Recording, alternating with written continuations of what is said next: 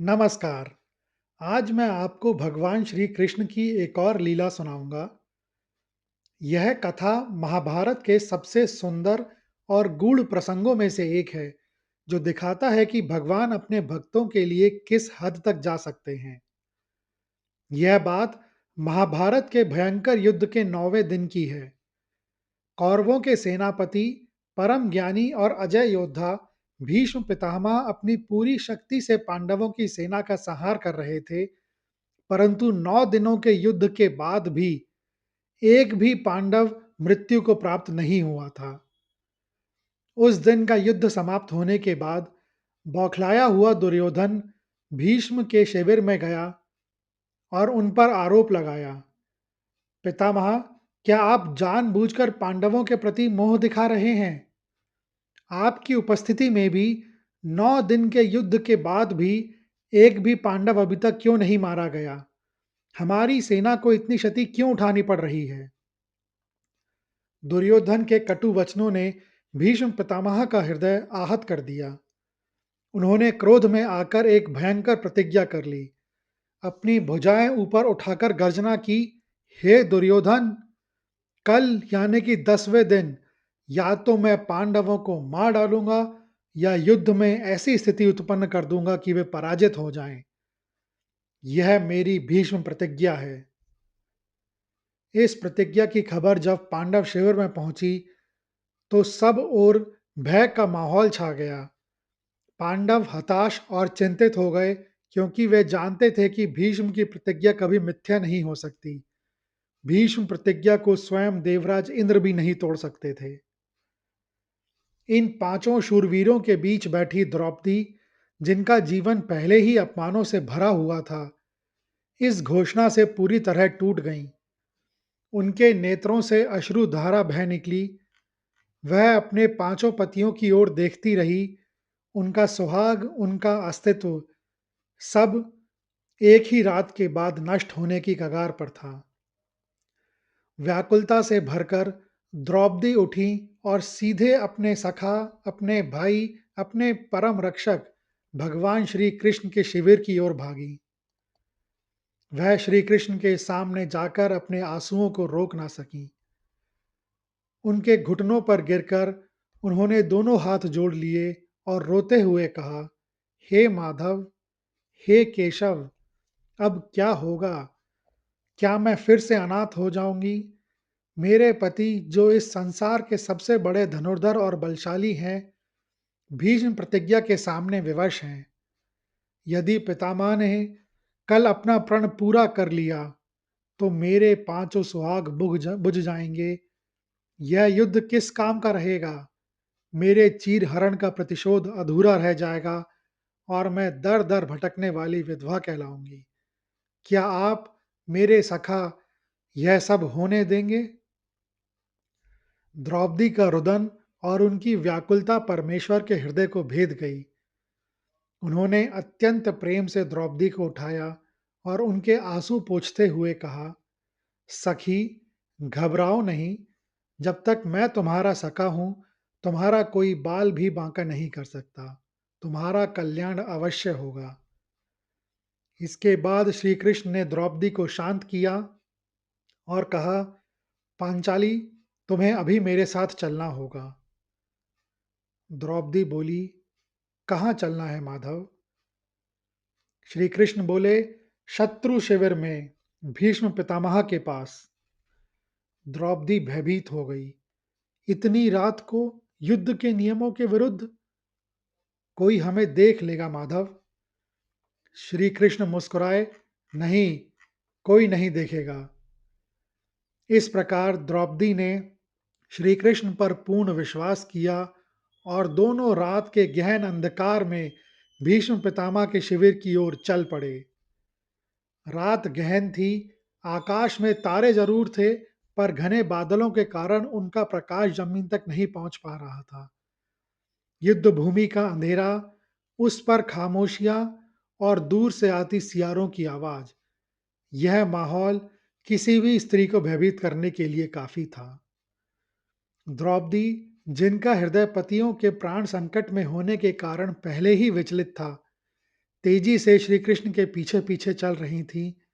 उनके मन में बस एक ही विचार था, माधव ने कहा है तो सब ठीक ही होगा। वे दोनों बड़ी सावधानी से कौरव शिविर की ओर बढ़ रहे थे, जहां मुख्य द्वार पर असंख्य पहरेदार थे। भीष्म पितामह के शिविर के तंबू के कुछ ही दूरी पर पहुंचकर श्री कृष्ण अचानक रुक गए। उन्होंने पीछे मुड़कर द्रौपदी की ओर देखा। द्रौपदी तेजी से चलने के कारण थोड़ी हाँफ रही थीं और उनके पांव में चरण पादुकाओं से सूखी रेत और पत्थरों पर हल्की हल्की सी आवाज आ रही थी। श्री कृष्ण ने अत्यंत मधुर और कोमल स्वर में कहा, सखी, जरा यहां रुकिए। द्रौपदी रुक गई। श्री कृष्ण ने प्रेम से झुकाव भरे स्वर में कहा, बहन द्रौपदी, क्या आप अपनी चरण पादुकाएं उतार सकती हैं? इनकी हल्की सी ध्वनि भी इस रात के सन्नाटे को दूर तक ले जा सकती है और हम कोई जोखिम नहीं ले सकते। द्रौपदी ने तुरंत अपनी चरण पादुकाएं उतारकर जमीन पर रख दी। अब वह नंगे पांव थी। जैसे ही द्रौपदी ने अपनी पादुकाएं जमीन पर रखी, इससे पहले कि वह कुछ समझ पाती, श्री कृष्ण तुरंत झुके और उन पादुकाओं को उठा लिया। परम ब्रह्म, जिनके चरणों में ब्रह्मांड के सारे देवता शीश झुकाते हैं, उन्होंने उन साधारण पादुकाओं को अपने हाथों से उठाया। द्रौपदी यह दृश्य देखकर स्तब्ध रह गईं। उनके नेत्रों से लज्जा और प्रेम का मिश्रण था। माधव, यह आप क्या कर रहे हैं? यह मेरी चरण पादुकाएं हैं। यह महापाप है। इसे रहने दीजिए, मैं नंगे पांव चल रही हूं। श्री कृष्ण ने मुस्कुराते हुए पादुकाओं को उठाया और सहजता से अपने कंधे पर रख लिया। उन्होंने द्रौपदी की ओर देखा और उनके मुख पर विश्व का सारा स्नेह झलक रहा था।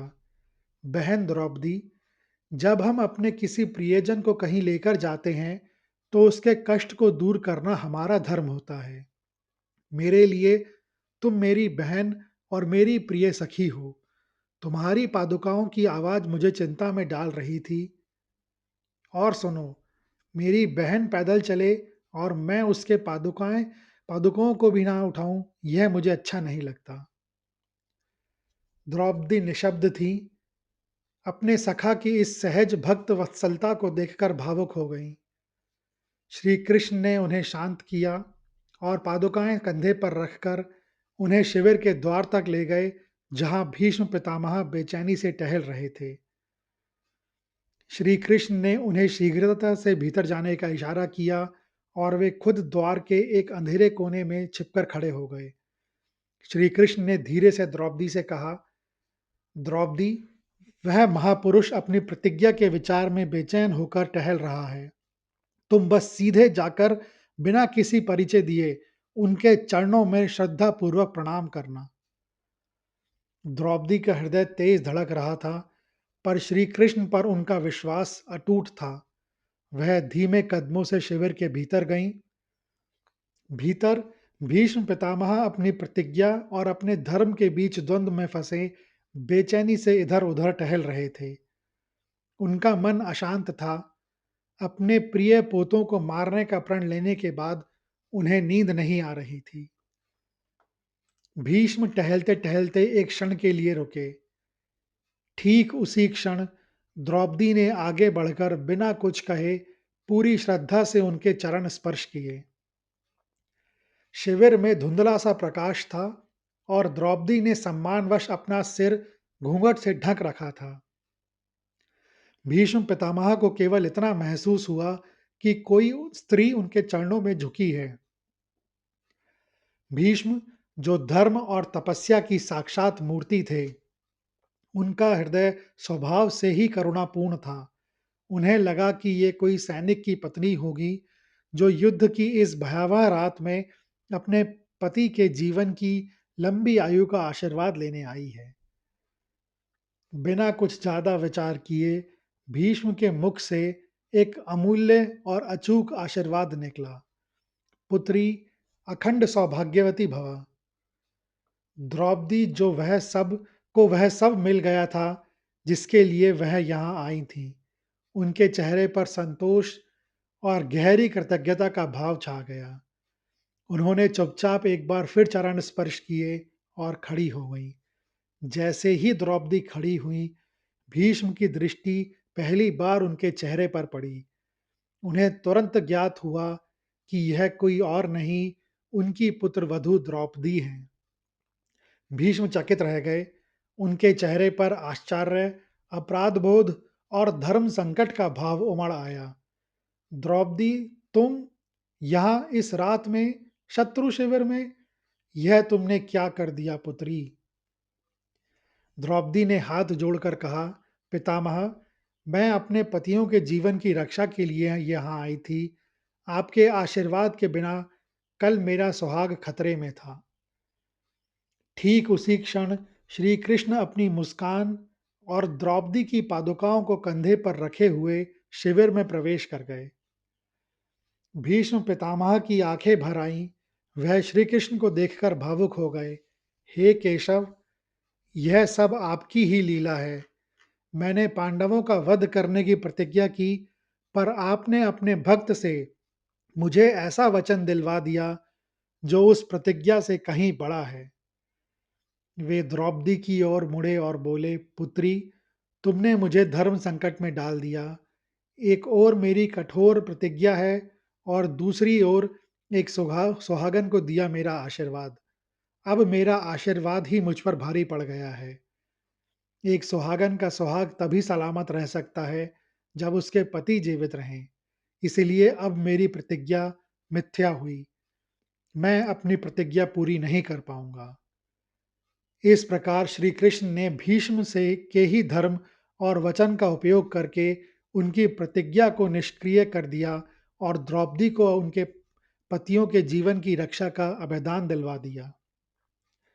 अगले दिन जब पांडव भीष्म के पास गए, तो भीष्म ने उन्हें स्वयं अपनी मृत्यु का रहस्य बता दिया, जिससे उन्हें युद्ध से विराम मिल सके। यह कहानी दर्शाती है कि भगवान के लिए उनके भक्तों से बड़ा कोई नहीं है और वे अपने भक्तों के लिए कोई भी कार्य करने में संकोच नहीं करते। यह कहानी सुनने के लिए धन्यवाद। अगर आपको यह कहानी अच्छी लगी हो, तो कृपया इस वीडियो को ज़्यादा से ज़्यादा लोगों के साथ शेयर करें, लाइक करें व चैनल को सब्सक्राइब करें। कमेंट्स बॉक्स में लिखें, जय श्री कृष्ण।